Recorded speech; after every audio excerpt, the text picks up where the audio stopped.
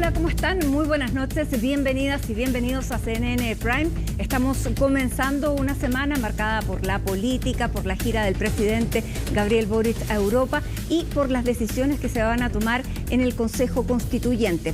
Comenzamos entonces a revisar titulares. El presidente Gabriel Boric comenzó su agenda oficial en Bruselas, donde participó en la jornada inaugural de la cumbre de la CELAC Unión Europea.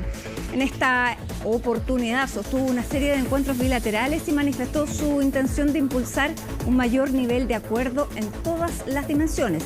Durante la visita, el canciller Alberto Van Klaveren se refirió al polémico reconocimiento entregado al ex juez Baltasar Garzón y aclaró que se trató de una decisión de carácter presidencial.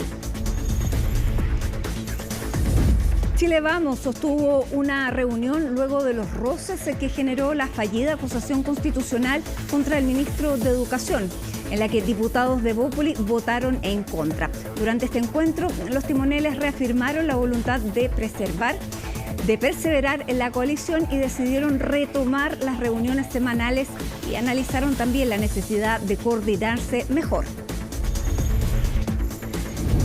Como les contábamos, hoy a la medianoche se termina el periodo para presentar las enmiendas al anteproyecto de nueva Constitución.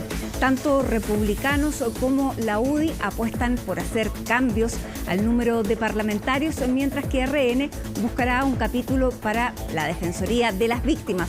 El oficialismo, en tanto, pretende asegurar la paridad. Y en temas internacionales, una nueva explosión en el puente Crimea dejó 2 personas muertas y obligó a cortar el tránsito en la zona. Desde el Kremlin acusaron al ejército ucraniano de ser responsable de un presunto sabotaje, pero Kiev apuntó directamente a una provocación desde Moscú. El presidente Vladimir Putin advirtió que habrá una respuesta desde Rusia. Todo esto y más, porque aquí comienza CNN Prime.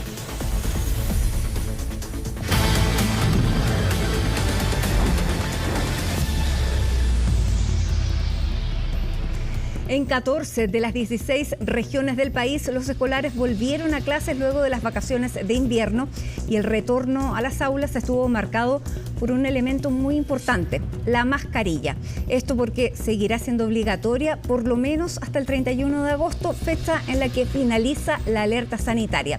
Sin embargo, desde el Ministerio de Salud aclararon que seguirán monitoreando la situación de los virus respiratorios ante un eventual repunte. Los detalles con Daniela González.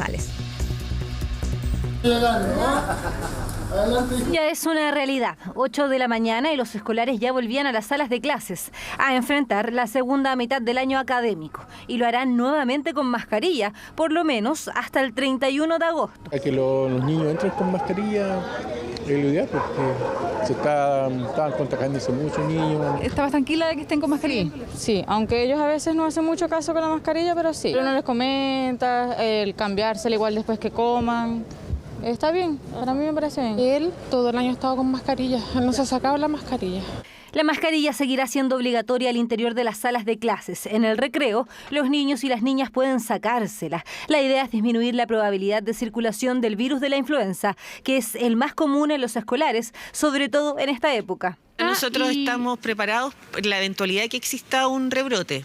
Como digo, cada vez que hay retorno a clases puede haber un rebrote particularmente de influenza, no tanto de virus sincicial, porque la influenza es el que en realidad afecta más a los escolares. Y previendo eso es que estamos reforzando la medida del uso de la mascarilla y el lavado de manos. Es muy importante que podamos mantener las medidas preventivas. No solamente el uso de mascarilla es importante, también la vacunación, y es por eso que estamos fortaleciendo justamente esta campaña. El lavado de manos es fundamental, también el distanciamiento físico y, por cierto, personas que tengan alguna sintomatología poder abstenerse justamente de ir a asistir a aglomeraciones o a lugares donde haya aglomeración de personas. La ocupación de camas críticas hoy no es la misma que hace algunos meses. El escenario es más positivo. Según indican las autoridades de salud, es poco probable vivir un nuevo brote del del virus sincicial, pero sí preocupa lo que podría ocurrir con la influenza. A pesar de esto, la alerta sanitaria por el COVID-19, al parecer, solo se extenderá hasta el 31 de agosto. Desde el MinSal ven poco probable seguir con la medida más allá de esa fecha. Hemos visto que el virus pandémico, el SARS-CoV-2, ha reducido mucho su circulación. Sin embargo, como cuando comience el otoño europeo y en el hemisferio norte, puede haber un aumento de la circulación de ese virus. Por lo tanto, estamos siempre atentos. La idea es, justamente en este momento, con la información que hoy día tenemos, la idea es terminar la alerta sanitaria el 31 de agosto. Sin embargo, por cierto, que siempre estamos alerta a lo que pueda ocurrir. A pesar de eso, la medida está en constante evaluación. Lo importante es que los niños y las niñas no asistan al colegio si tienen síntomas de algún virus respiratorio y además que avancen en sus esquemas de vacunación. No solo ellos, también sus padres. Porque no solo la mascarilla es lo importante para este segundo semestre. El foco del Mineduc está puesto en la reactivación educativa, promover la asistencia. Por eso se han implementado iniciativas con equipos territoriales de asistencia y revinculación, para que casos como el de la escuela Albert Einstein de Pudahuel, que aumentó su asistencia escolar de un 78 a un 91%, se repitan en todo el país. Nosotros desde el Ministerio de Educación, el presidente Gabriel Boric nos ha encargado, la prioridad número 1 es la reactivación educativa. Estamos comprometidos con eso, estamos trabajando fuertemente en eso. Da gusto estar en un establecimiento como el que estamos hoy día, en que lo han ido logrando. Es muy importante tener claro a dónde queremos llegar, dónde estamos para eso y cuáles son las pequeñas metas para llegar a ese lugar, con toda la conciencia de que la educación es una causa país, que la reactivación educativa después de lo que vivimos con la pandemia es una causa que nos convoca a todos y todas. Según los últimos datos, la asistencia promedio aumentó 3 puntos porcentuales en relación al trimestre marzo-mayo del 2022, ubicándose en el 88% en 15 de las 16 regiones. Pero el ambicioso objetivo es llegar a una asistencia casi completa de los niños y las niñas. Desafíos en las aulas y sanitarios que marcan este regreso a clases. Se lo contábamos, hoy a la medianoche se termina el periodo para presentar las enmiendas al anteproyecto de nueva Constitución. Vamos a tomar contacto con Alicia Contreras, quien está ahí en el ex Congreso, para conocer cómo se ha desarrollado este debate durante la jornada. ¿Cómo estás, Alicia? Muy buenas noches. Hola Mati, muy buenas noches. Sí, durante todo el día se han reunido acá los distintos partidos, han trabajado en sus propuestas de enmienda, todavía les quedan algunas horas, todavía se mantienen acá reunidos. Desde la oposición estuvieron acá en las distintas salas del ex Congreso, mientras desde el oficialismo optaron por reunirse en la sede de la ANEF para trabajar en sus propuestas de enmienda. Durante todo el día, durante la tarde, cada partido salió a dar distintos puntos de prensa para adelantar las propuestas que ingresarán al anteproyecto de nueva Constitución. Partamos con la oposición. Desde la UDI dijeron que ellos están por la seguridad.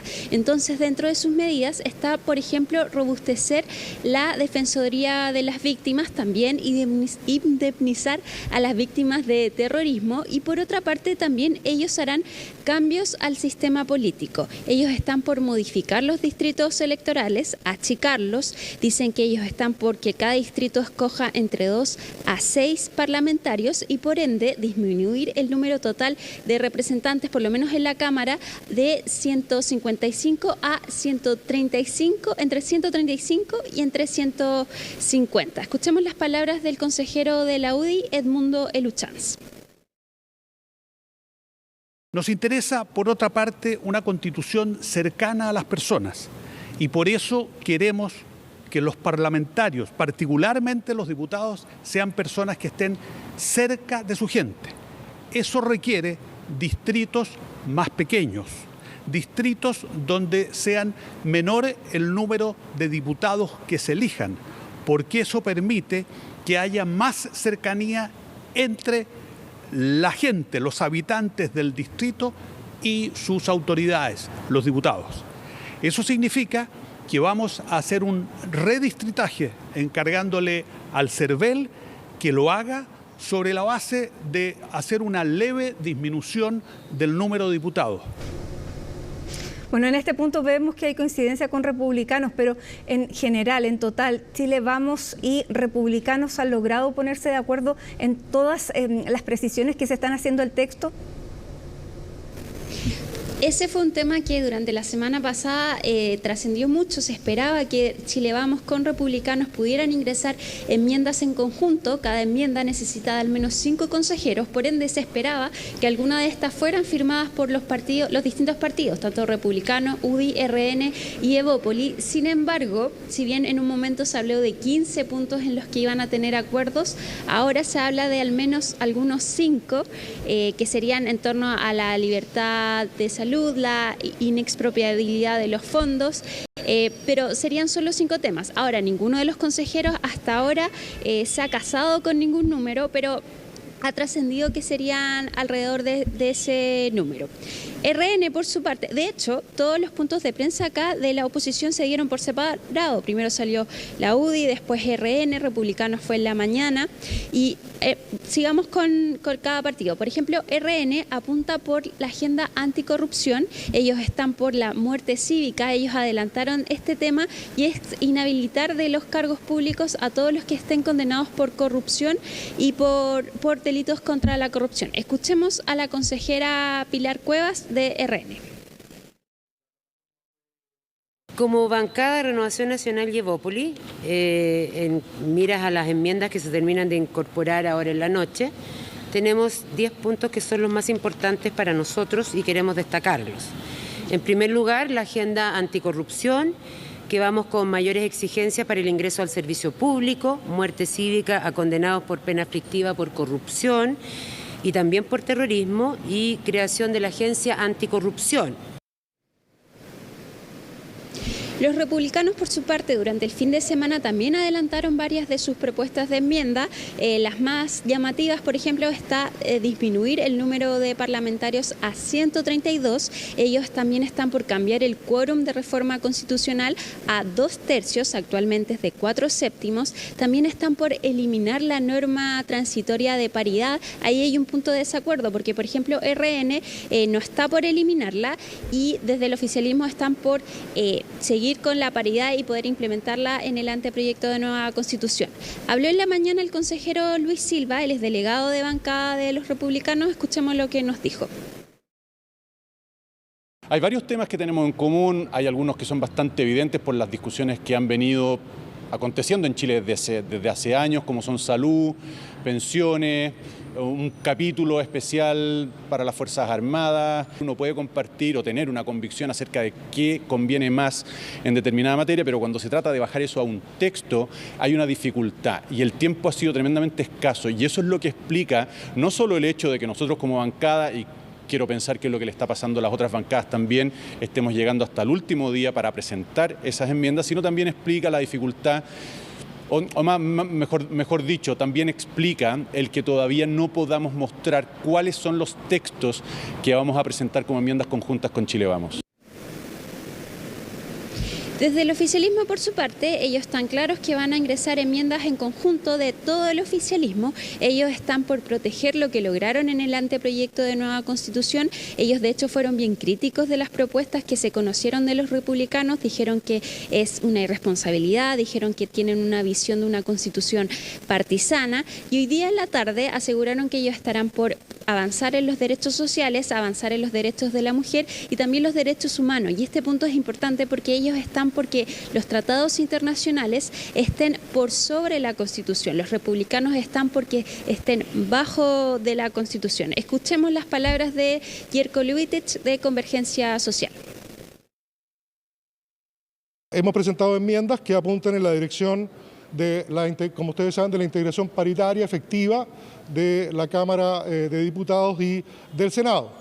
Hemos dado permanentemente las razones por las cuales esto nos parece que es de plena justicia y hace de nuestro sistema político un sistema mucho más representativo de lo que somos como sociedad. Además, pensamos que es una materia en la cual el país ha avanzado.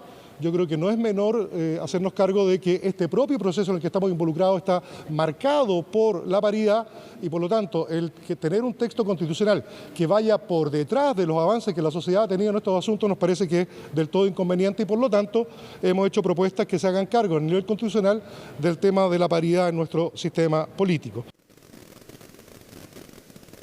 Ahí lo tenemos entonces, todavía queda un par de horas para que los consejeros ingresen sus propuestas de enmienda. Estas se envían por correo a la Secretaría, entonces queda todavía un par de horas, todavía hay hartos consejeros acá en el ex Congreso. Ellos también dicen que estas son sus cartas de presentación, dicen que ahora se abren al diálogo, dicen que no defienden con todas sus propuestas, dicen que están por negociar, entonces veremos lo que pasa desde mañana en adelante. Ya, porque ese es un punto bien importante, Alicia.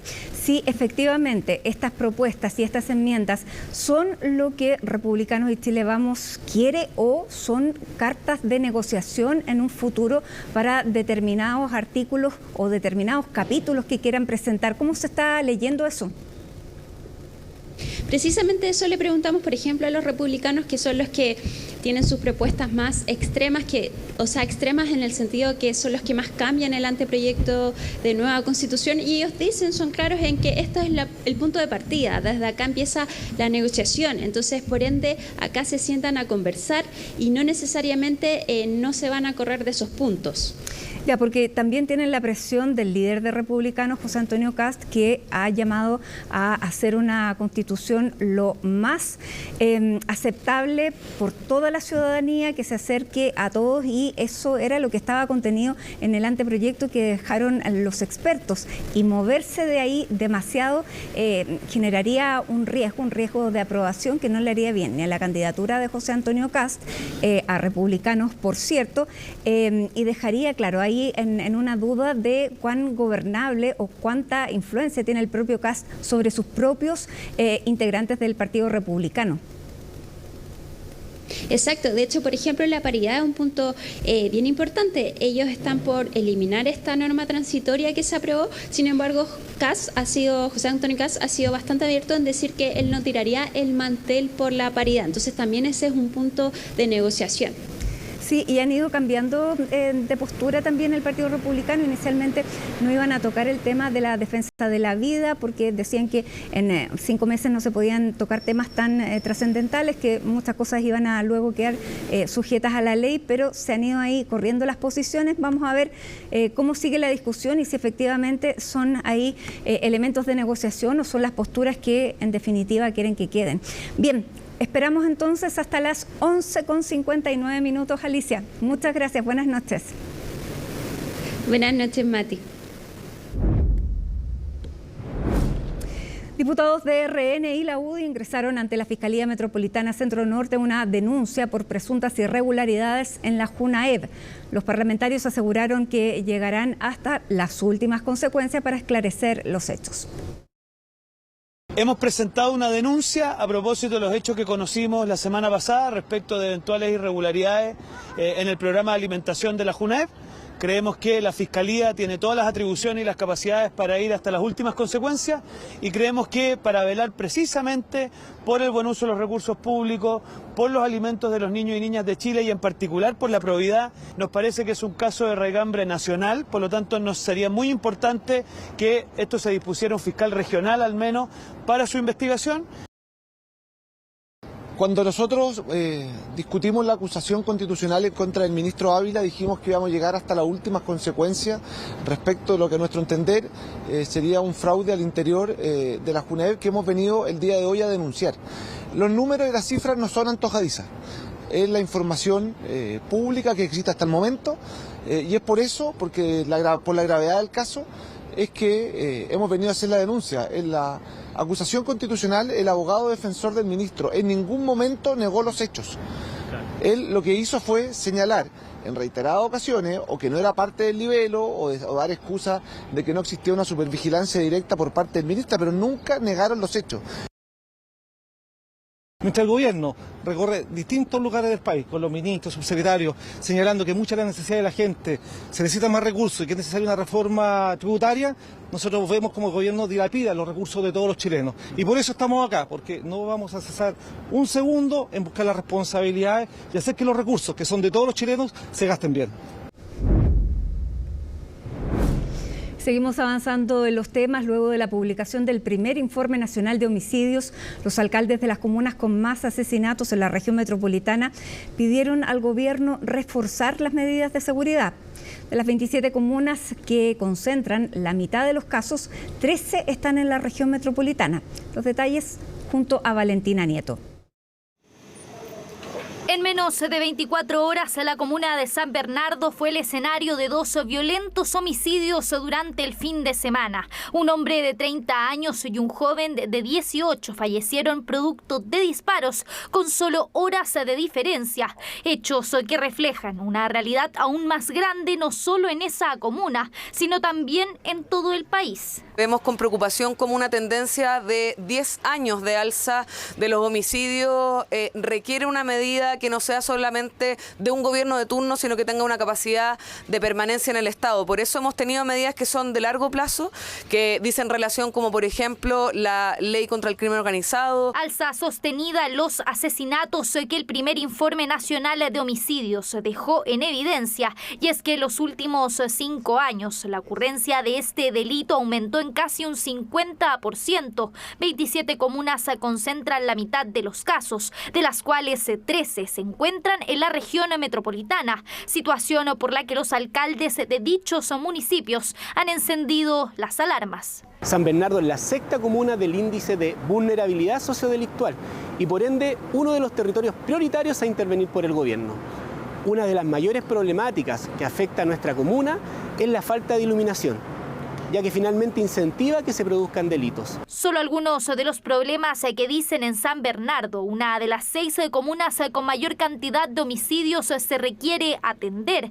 Estación Central, en tanto, también pertenece a ese ranking. Ahí insisten en la urgencia de contar con una mayor dotación policial, considerando la gran cantidad de personas que diariamente transitan por sus terminales de buses. Es muy importante el poder contar hoy día con una prefectura de Estación Central. Y algo que también hemos estado comentando, que para nosotros es fundamental poder avanzar hacia una nueva institucionalidad, tener una dirección general terrestre civil que pueda hacerse cargo del control dentro de los terminales, que es un lugar donde generalmente ingresa mucha droga y que finalmente no tiene ningún tipo de control. Medidas de carácter preventivo que buscan a los municipios se puedan reforzar. Vuelve a resonar con fuerza el proyecto que busca darle a las municipalidades más atribuciones en materia de seguridad y que continúa en primer trámite constitucional en la Cámara de Diputados. Iniciativas que, dicen algunos expertos, no darían total solución al problema. Y la forma, evidentemente, de combatir estos delitos no es precisamente con estas medidas generales. El municipio puede colaborar en alguna medida con ello, con más atribuciones, pero no va a atacar precisamente el foco delictivo ni el problema que tenemos hoy día. Para eso se requieren especialistas. Especialistas para investigar un delito de homicidio que ha cambiado en los últimos años. El uso de armas de fuego ha ido al alza, al igual que lo ha hecho la cantidad de imputados desconocidos. Situaciones que hace unos días atrás la comuna de Santiago también alertó. Ha habido un cambio desde una delincuencia, podríamos decir, común, hacia una delincuencia organizada, y ello es justamente lo que se está enfrentando articuladamente desde las instituciones y que esperamos al alero del Plan Calles sin Violencia tenga también importantes resultados para la comuna capital. Tenemos una forma de cometer los homicidios que es distinta a la de que teníamos hace muchos años y por lo tanto todos estos elementos que dificultan el esclarecimiento de estos hechos necesitan una forma distinta de trabajar, y esa forma distinta de trabajar requiere recursos económicos que tienen que ser inyectados a las policías y a las fiscalías también. Recursos que permitan mejorar las capacidades investigativas de las policías, tanto en contingente como también en tecnología, todo para hacer frente a un delito que no ha dejado de causar estragos a nivel nacional. Retomamos el plano político. Mantener a Evópoli en el pacto y retomar las reuniones semanales son 2 de los acuerdos que se establecieron en Chile Vamos. Todo en medio de una reunión de urgencia que se realizó luego de la crisis que provocó la caída de la acusación constitucional en contra del ministro de Educación. Con esto, algunos buscan por dar ya cerrado el impasse. Los detalles junto a Macarena Román. No soltaba su carpeta. El diputado Diego Chalper tenía ahí los acuerdos y propuestas alcanzadas por Chile Vamos tras la crisis que golpeó a la coalición el miércoles pasado, cuando se rechazó la acusación constitucional en contra del ministro de Educación. Obviamente sabemos que lo de la semana pasada requiere obviamente de ciertas reflexiones, porque es evidente que tenemos que corregir algunas cosas, pero sí transmitirles que las directivas tenemos interés de perseverar en el pacto.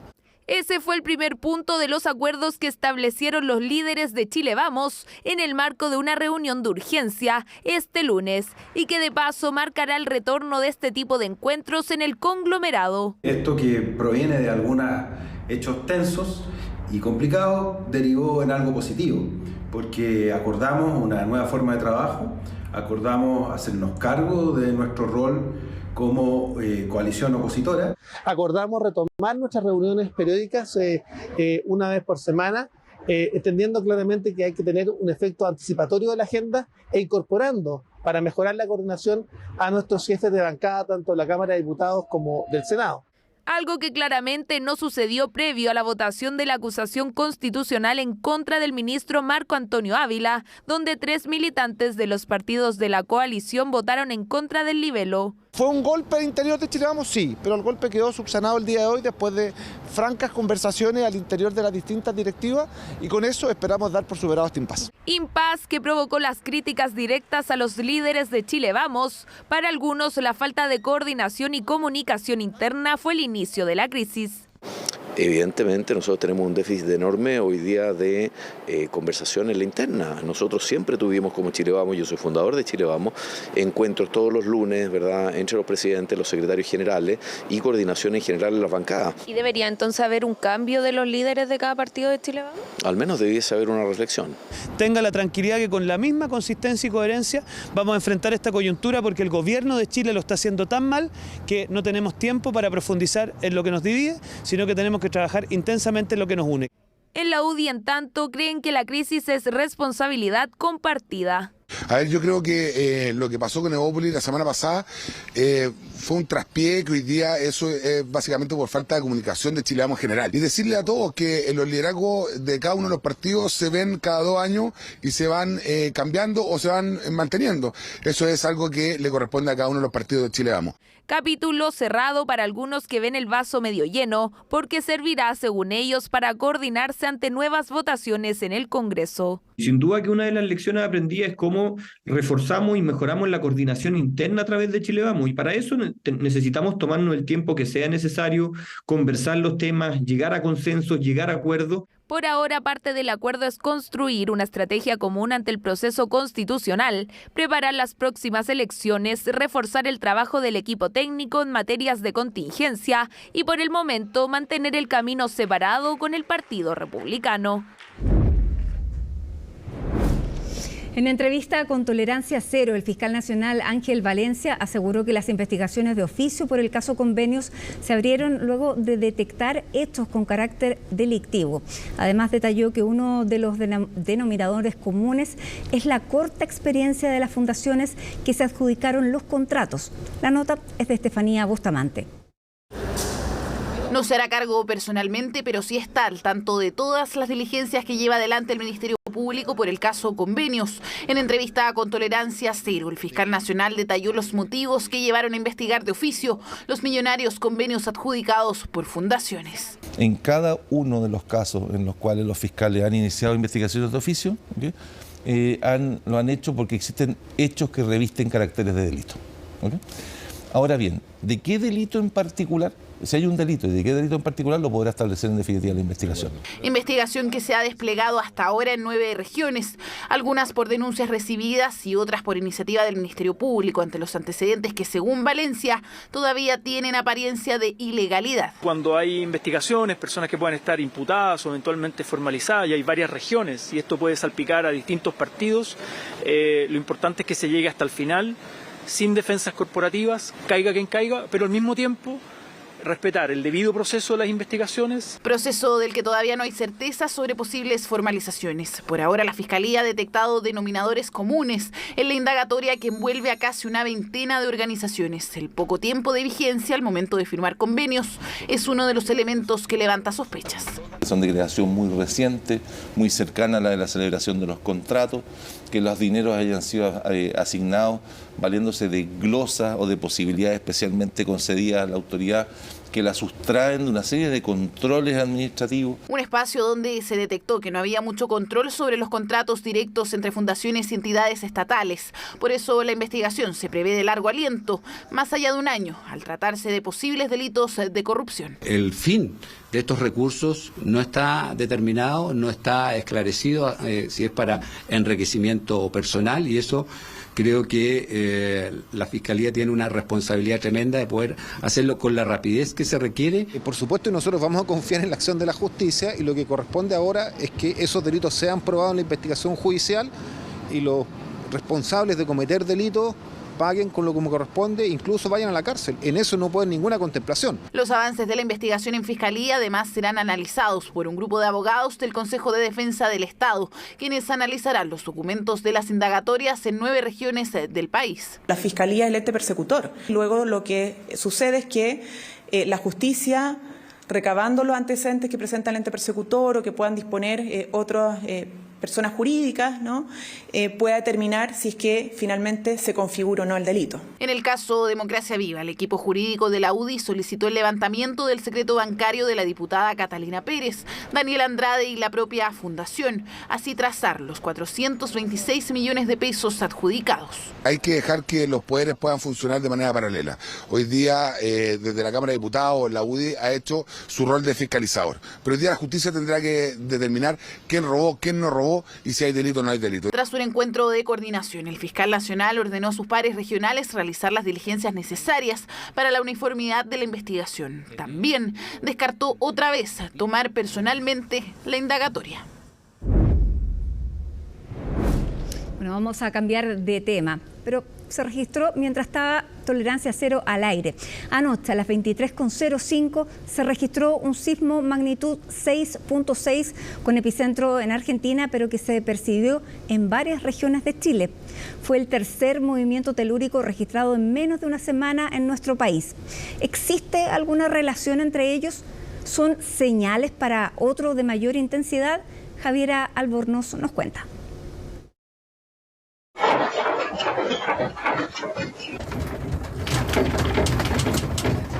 Fuerte, pero no me dio miedo, porque fue poquito.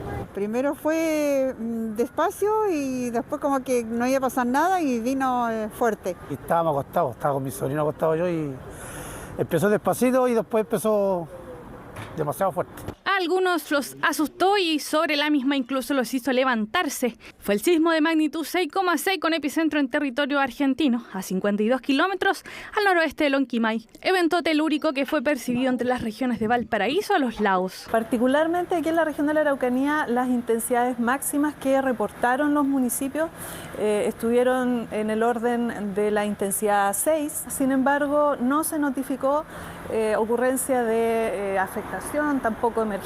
No ha sucedido nada, no hemos tenido ningún reporte de situaciones complejas en nuestra comuna, ni en carreteras, ni en viviendas, ni menos personales. El sismo se produjo a las 23:05 del domingo y tuvo una profundidad de 207 kilómetros. Precisamente esa sería una de las razones por las que se percibió en gran parte del territorio nacional. Este sismo, al ocurrir a 200 kilómetros de profundidad, genera claramente dos tipos de onda.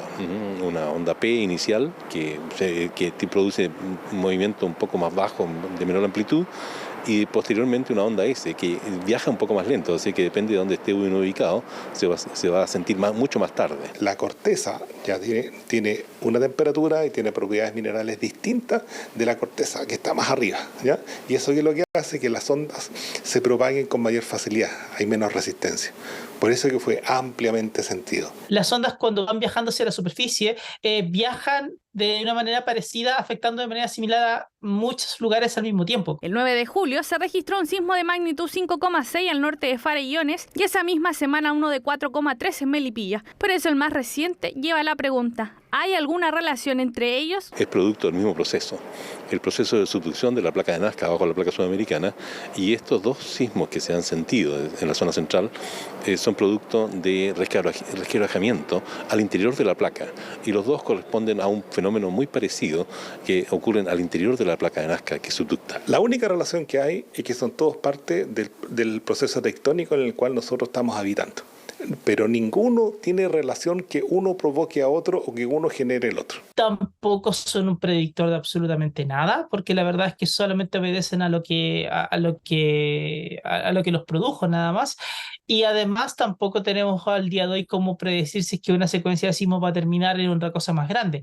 Estos tres sismos no forman una secuencia de sismos, son tres cosas independientes cada uno por su lado. Poco después del sismo del domingo comenzó a circular por redes sociales esta imagen del volcán Villarrica y se habló también que habría afectación del volcán Lonquimay. Sin embargo, esto se descartó. Nuestra red instrumental registró el sismo desde los volcanes de Arica a Parinacota hasta la región de Aysén.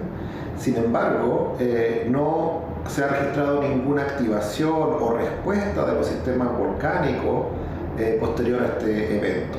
De acuerdo a estadísticas del Centro Sismológico Nacional, al menos una vez al año se genera un sismo de magnitud 7, otros 10 cercano a los 6 grados y 100 de magnitud 5. En tanto, cada 12 a 15 años se genera uno sobre los 8 grados. Y aunque no se puede predecir cuándo sucederán, sí se espera que en la zona central ocurra uno de gran magnitud. Hay varias zonas de Chile donde tenemos las condiciones para tener un terremoto muy grande. La pregunta es si acaso ese terremoto muy grande es el que se va a dar o si vamos a tener otro escenario previo al más grande.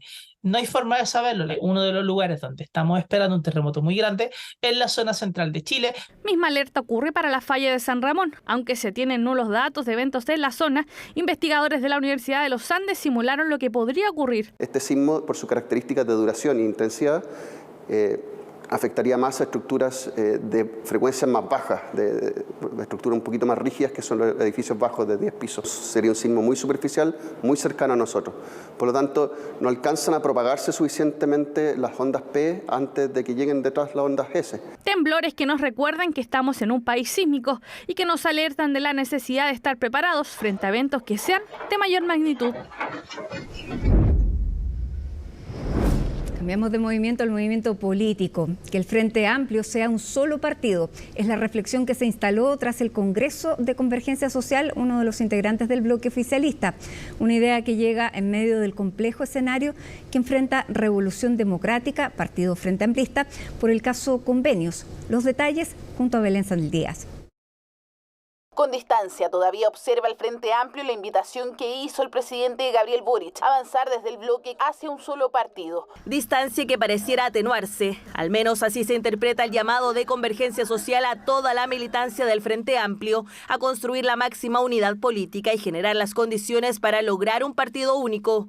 Un llamado que no es nuevo, que ya hizo el propio presidente de la República hace un mes, precisamente en el aniversario del partido. Les invito, compañeros y compañeras, a este que espero cuarto y ojalá último aniversario del Partido Convergencia Social, quizás me estoy adelantando. Reflexión que revive justo cuando uno de los socios del Frente Amplio Revolución Democrática atraviesa una grave crisis debido a los vínculos de militantes RD con el polémico caso Convenios. Un golpe al oficialismo por lo que sus dirigentes apuntaron a que se hace necesario poder reforzar la coalición. La división, la atomización no corresponde a un momento en el cual tenemos que lograr grandes acuerdos y poner por delante los intereses comunes. Creemos que Frente Amplio es un proyecto político donde tenemos principios compartidos, con matices por cierto, pero que es mucho más grande lo que nos une de lo que nos separa. Un proyecto que nació en 2017 como una alternativa al escenario político que existía en dicho momento y que solo unos años después logró instalar a uno de los suyos en la presidencia de la República. Algunos apuntan a que es necesario el fortalecimiento del Frente Amplio, quedar como un único partido político y de esta forma junto al PS y al PC conformar una gran triada de base para el gobierno de Boric. Creo que hoy día tenemos que apostar a más, apostar más en grande y ver si hay posibilidad de que nuestras organizaciones, que han sido hermanas durante mucho tiempo, puedan pasar a una segunda etapa, que sería formar un solo partido.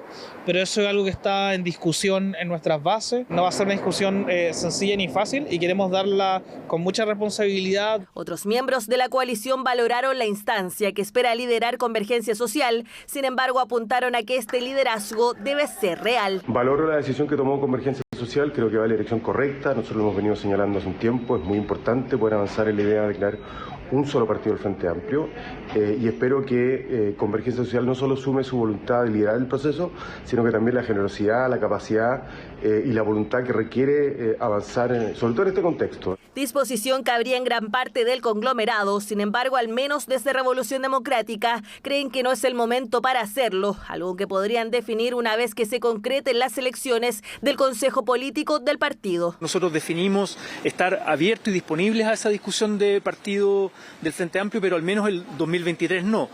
Acá la idea es que la militancia de los distintos partidos y movimientos del Frente Amplio puedan deliberar en los territorios y eso también pueda concluir en un proceso también de referéndum. Una deliberación que no será fácil. Para los dirigentes de los partidos este no es el momento más oportuno, principalmente por la gran crisis que ha provocado el caso Convenios, sobre todo en Revolución Democrática. La crisis de las fundaciones ha sido una crisis que ha golpeado mucho a Revolución Democrática y por tanto a Convergencia Social. En la práctica le van a ir llegando muchísimos militantes sin necesidad de una integración y por tanto da la impresión de que la lógica de una fusión no necesariamente es algo que hoy día se pueda llevar a cabo sin que las bases de Convergencia Social tengan alguna clase de dificultad. Por ahora el llamado de Convergencia Social es un primer paso. Para esta semana está fijada una reunión entre dirigentes del Frente Amplio para abordar esta posibilidad, que de llegar a concretarse, muchos aseguran que podría fortalecer en gran medida al gobierno del presidente Boric. Y vamos al plano económico, porque aunque la Cámara Nacional de Comercio señala que las ventas del retail no repuntan y que de hecho en junio hubo importantes caídas, hay un estudio de la consultora Follow Up que indica que algo han subido las ventas y que lo han hecho en poco más de un 2%. María Luisa Carrión nos va a explicar.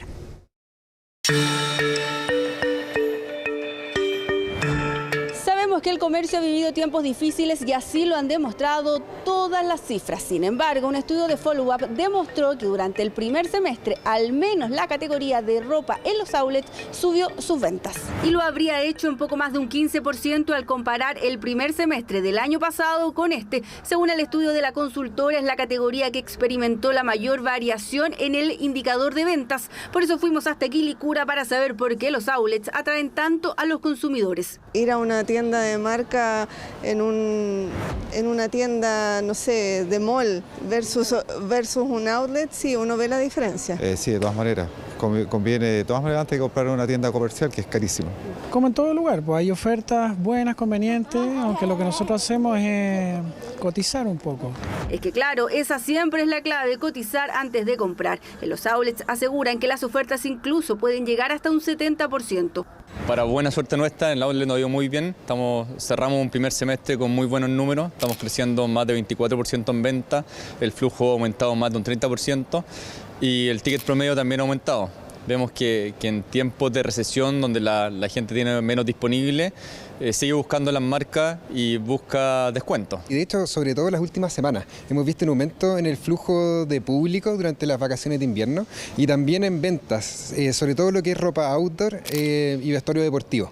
Lo que más vemos es ropa deportiva, deporte, outdoor y vestuario, femenino, masculino, infantil, es lo que más se ve como con salida. De todas formas, las otras categorías, como puede ser mejoramiento del hogar, también tienen mucha fuerza en el outlet. La ropa en general y el vestuario deportivo son las que más han repuntado en este tipo de comercio. Precios más bajos, la posibilidad de ahorrar algunos pesos son los que atraen a los consumidores. Pero sigamos analizando el estudio de Follow Up. En el 6 indica que las ventas en la industria del retail registraron un aumento de un 2,2%. En este último semestre aumentó drásticamente el tráfico, cerca de un 30%, lo cual muestra claramente una pérdida del miedo, por ejemplo, al COVID. La gente se está atreviendo a salir más, se genera este efecto vitrineo y buscan también una experiencia social dentro del retail. Entonces es importante lograr generar este vínculo, captar al cliente que ya está en la calle, que lo podemos ver con el aumento de tráfico, y ofrecerle una experiencia innovadora y nueva dentro del mismo retail.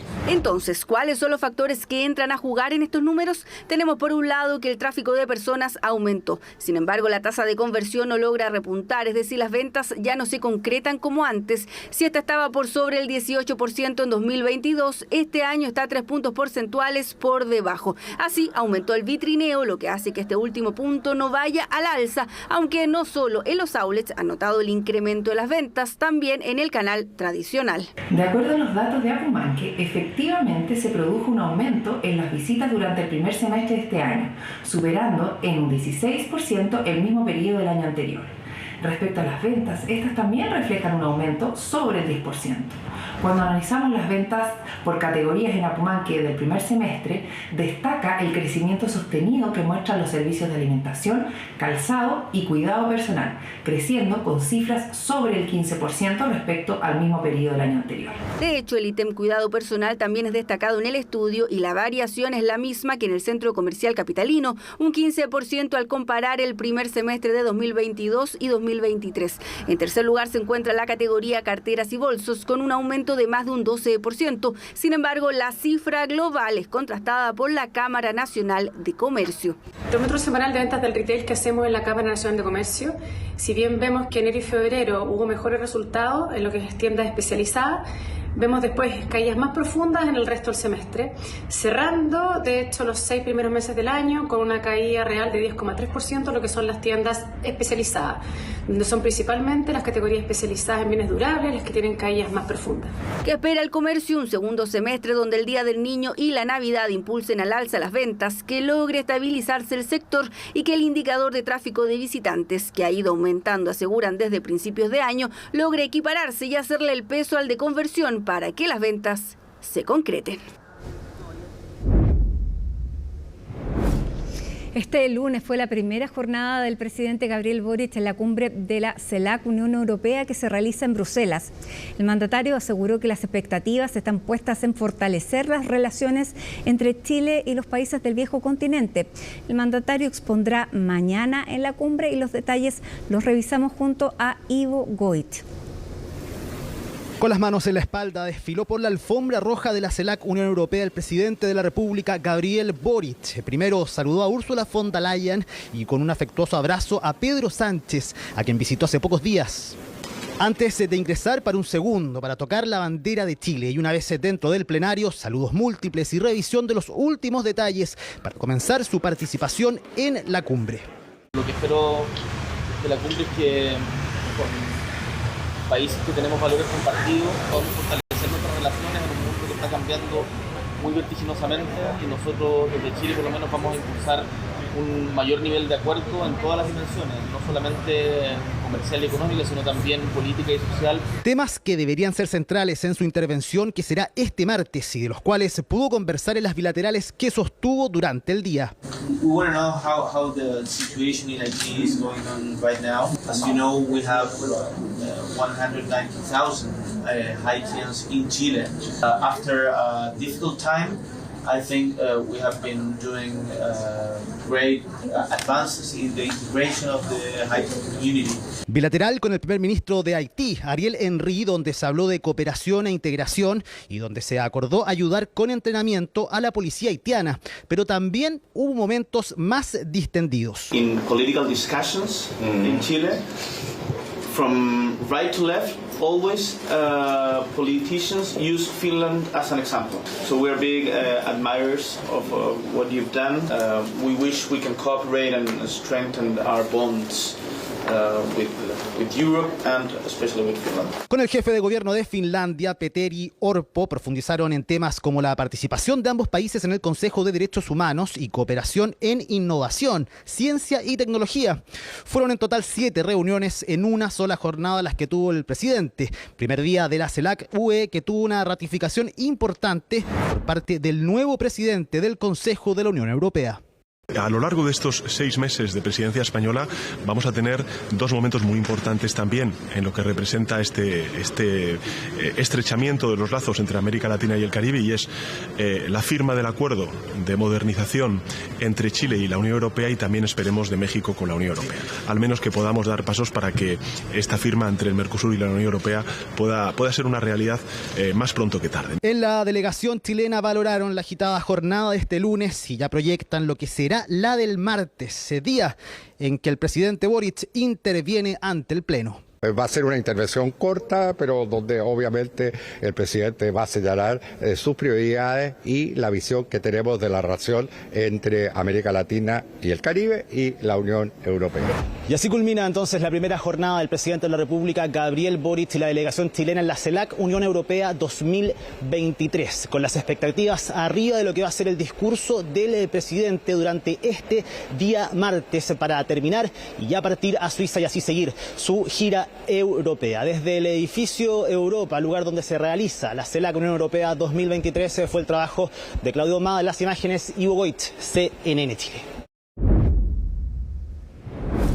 Bueno, y seguimos revisando cosas que han ocurrido durante esta gira, porque La Moneda descartó que el reconocimiento que hizo el presidente Boric al ex juez Baltasar Garzón, quien ordenó la detención de Augusto Pinochet en Londres, fuese una condecoración luego de las críticas de la oposición por el homenaje al ex magistrado, sector donde además algunos cerraron la puerta a la propuesta de firmar una declaración conjunta por los 50 años del golpe de Estado. Los detalles junto a Francisca Cárdenas. Lo que hizo usted le dio una esperanza, yo creo que no solamente a los chilenos, sino a todo el mundo, de que puede haber justicia y que vale la pena seguir siempre luchando por ella. Reconocimiento que este sábado hizo el presidente Gabriel Boric al ex juez Baltasar Garzón, quien dictó la orden de detención que permitió la captura de Augusto Pinochet en Londres en 1998. Homenaje que el mandatario le hizo agradeciéndole por contribuir con la justicia, que provocó el rechazo inmediato de la oposición. Que el gobierno lo que está empeñado, lamentablemente con el guión del Partido Comunista y del Frente Amplio, es de dividir a los chilenos. Yo no habría condecorado a un señor que estuvo por mar para Bolivia. Un dato de realidad. Pinochet no pudo jamás haberse escondido en la demencia, de manera cobarde, para arrancar de la justicia, si no hubiera sido por la determinación del juez Baltasar Garzón.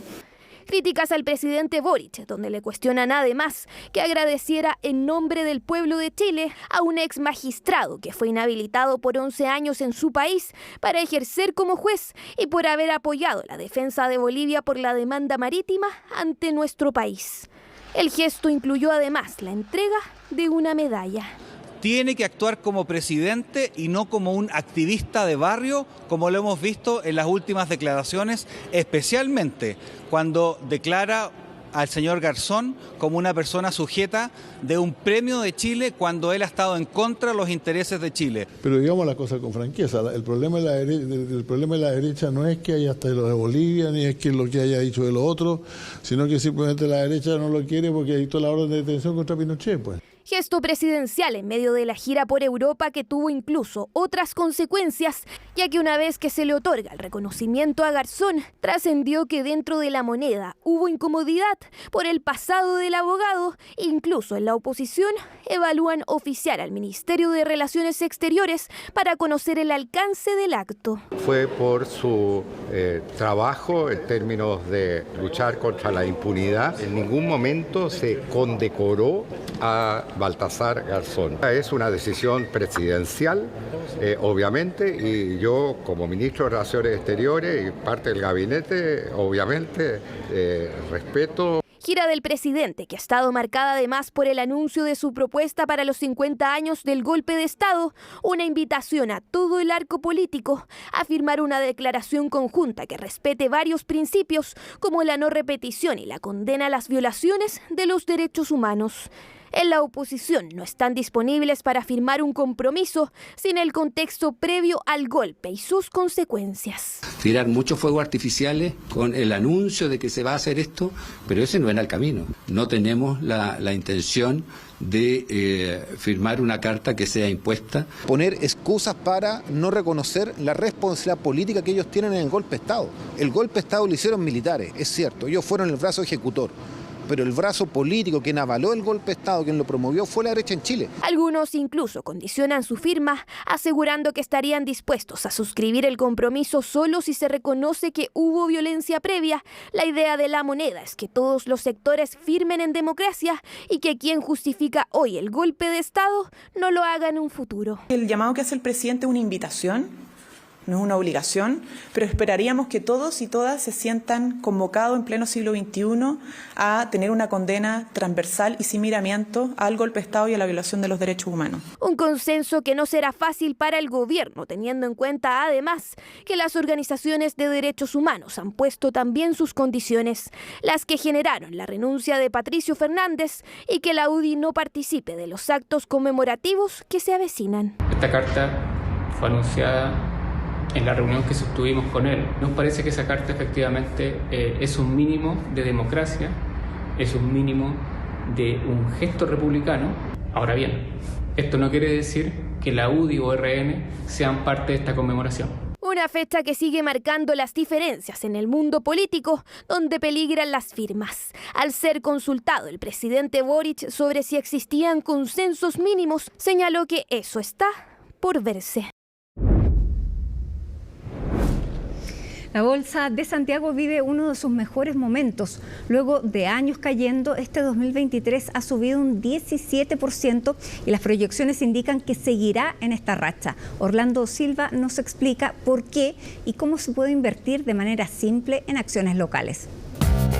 El IPSA sigue rompiendo marcas. El principal índice bursátil chileno extendió su buen momento este lunes y nuevamente superó su máximo histórico al cerrar con un alza superior al 1% y rozando los 6.200 puntos. Un momento que tiene varias explicaciones. Principalmente tiene que ver un poco con una perspectiva de menores tasas de interés y que los inversionistas, dado que prevén que estas rentabilidades van a ser menores en activos sin riesgo, tienen como un apetito mayor por activos de riesgo, en las acciones chilenas en general y también en otras clases de activos. Adicionalmente, desde el mercado americano y otras bolsas, en general no se esperaba un tan buen año y ha sido un buen año. Y eso obviamente también impulsa al resto de los mercados emergentes. Entonces es todo un círculo, digamos, virtuoso que se ha ido dando para que la bolsa local tenga los números que está mostrando. Cuentas alegres para los inversionistas profesionales, pero también una oportunidad para quienes hasta ahora mantienen sus ahorros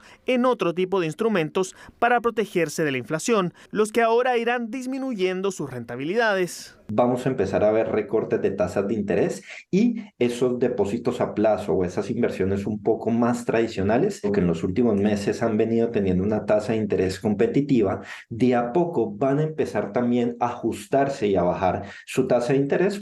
Ahí es donde el mundo de las acciones se convierte en la otra opción. Un mercado que para muchos sigue siendo un mundo complejo y lleno de tecnicismos, pero que la tecnología se ha encargado de acercar y hacer cada vez más accesible. Definitivamente hoy día tienes un abanico de herramientas que hace 10, 20 años tal vez no existían, o tal vez existían, pero tenías que hacer un trámite en el banco o ir a firmar un papel de manera presencial, y además las comisiones, tanto las comisiones eran más altas como el monto mínimo para invertir era más alto. Es que hoy el proceso para comprar acciones se puede realizar de forma 100% virtual, desde comparar las distintas comisiones que se ofrecen, definir el horizonte o plazo de la inversión y algo muy relevante, el perfil de riesgo, el que podría ir desde uno muy conservador, pasando por uno moderado, hasta uno muy riesgoso. Hoy día existen alternativas muy rápidas y muy fáciles y accesibles de hacerlo. Un cliente puede entrar a la página, por ejemplo, de una corredora de bolsa. Lo primero que le van a pedir es llenar una encuesta de perfilamiento y en base a esa encuesta de perfilamiento se le va a recomendar un producto a la medida en base a ese perfil de riesgo y en base a ese horizonte de inversión. En el caso de cómo lo puede hacer una persona para invertir, Hay múltiples plataformas. En general, la recomendación siempre es buscar entidades que estén autorizadas por la Comisión de Mercado Financiero, que es, digamos, el ente regulador que vela para evitar fraude y cualquier tipo de cosa. La digitalización acercó a las personas con el mundo accionario. Las llamadas fintech son aplicaciones que mezclan la tecnología y las finanzas y tienen como principal novedad los bajos montos mínimos que se piden para invertir. Nuestro mínimo, por ejemplo, para invertir en la Bolsa de Santiago es de 4.000 pesos. 4.000 pesos que está al alcance de cualquier persona, literal, menos de lo que pagas por salir a almorzar. Puedes comprar acciones individuales a tu nombre en Estados Unidos. Eso tiene un monto mínimo de $1 y no cobramos comisión, solo cobramos una comisión muy pequeña de $1 o de $2 en el tipo de cambio. Esas opciones antes no estaban y eso abre, como te comentaba, una gama de posibilidades para las personas que hoy día quieren invertir en acciones. Lo importante es siempre investigar para hacerlo con una entidad que esté regulada por la Comisión del Mercado Financiero, comparar las comisiones y diversificar el riesgo, es decir, no poner todos los huevos en una misma canasta. Así podrá iniciarse en este mundo y aprovechar esta racha alcista de la bolsa local. Vamos al exterior porque durante 13 días seguidos se han registrado nuevos récords de temperatura en el hemisferio norte. En países como China y Estados Unidos, los termómetros han sobrepasado los 50 grados centígrados. Bueno, ¿cuáles son las causas? ¿Podría replicarse en Chile algo así el próximo verano? Camila Eguía nos trae el informe. En el hemisferio norte el calor no da tregua. Estados Unidos, México, España, Croacia, Israel y China han sido algunos de los países más afectados. Una situación que incluso es monitoreada desde el espacio. La NASA indicó que junio de este año ha sido el mes más caluroso de todos los junios jamás registrados en la Tierra. El mundo está dando señales de que el calentamiento ya está empezando a hacer estragos, especialmente en aquellas zonas del mundo donde hay más continente y menos mar. Y esto no va a parar, es decir, esta alza en la temperatura aparentemente se ha venido acentuando en los últimos años.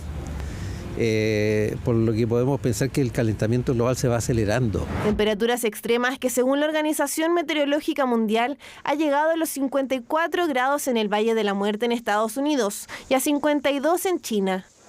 Según Nature Medicine, solo en 2022 más de 60.000 personas murieron debido a estas condiciones. Nunca hemos experimentado este nivel de calor en nuestra vida. Estamos tratando de refrescar a los animales lo más posible, porque el calor es insoportable, es realmente muy difícil. Una tendencia que se extenderá por el resto del verano en esta parte del planeta. Las causas, para especialistas se trata de manifestaciones del fenómeno del Niño, asociado a mayor calor y lluvias. Sin embargo, eso no sería todo. En general, los años del Niño son años en que parte de la energía que se había acumulado en el océano se libera hacia la atmósfera. Así que todos los años del Niño tendemos a tener estos picos de temperatura y eso es lo que estamos viviendo ahora. El mar más caliente libera más calor hacia la atmósfera. Y el aire con eso entonces responde calentándose mucho más, particularmente en el hemisferio norte, que es el más afectado. El Servicio de Cambio Climático Copernicus de la Unión Europea indica que la temperatura global promedio en junio estuvo 0,5 grados por sobre lo registrado entre 1991 y 2020. Una cifra que, si bien no parece preocupante, es de suma importancia de cara al compromiso mundial de no elevar más de 2 grados la temperatura global. En el mundo científico al menos está casi la certeza de que el Acuerdo de París es incumplible. Mantener la temperatura por debajo de 1,5 grados más que lo que tenemos hoy día va a ser muy difícil, casi imposible. Lo más probable, según los modelos científicos, es que la temperatura llegue a 2 o 2,5 grados en las próximas décadas. Escenario complejo. Por eso la pregunta de si estas olas de calor se podrían replicar en nuestro periodo estival vuelve a ser válida. Pero probablemente en el hemisferio sur también lo vamos a sentir con menor intensidad, porque en el hemisferio sur tenemos la suerte de que tenemos grandes océanos, mucha agua, menos continentes, y eso ayuda a contener un poco el calentamiento global. nuestras olas de calor son un poquito distintas a las del resto del mundo, se tienen que cumplir una condición muy particular, este viento puelche que te mencionaba previamente, y uno no sabe cuántos vientos puelches van a haber por verano. Todos los veranos en general tienen una tendencia a ser más cálidos, pero no podemos decir va a ocurrir tantos eventos de puelche o tales días. Temperaturas que siguen rompiendo récords y que en países como España ya han dejado más de 380 muertes según el... Estamos de regreso para despedir y contarles que mañana se extiende la preemergencia en la región metropolitana, así que tome las precauciones del caso. Nosotros nos despedimos y los dejamos invitados a que sigan con nosotros. Ya viene CNN Tiempo y luego Aquí se debate junto a Fernando Paulsen. Y aquí estamos el lunes 17 de julio. Así estuvo nuestro país y el mundo. Somos CNN Chile. Que tenga muy buenas noches.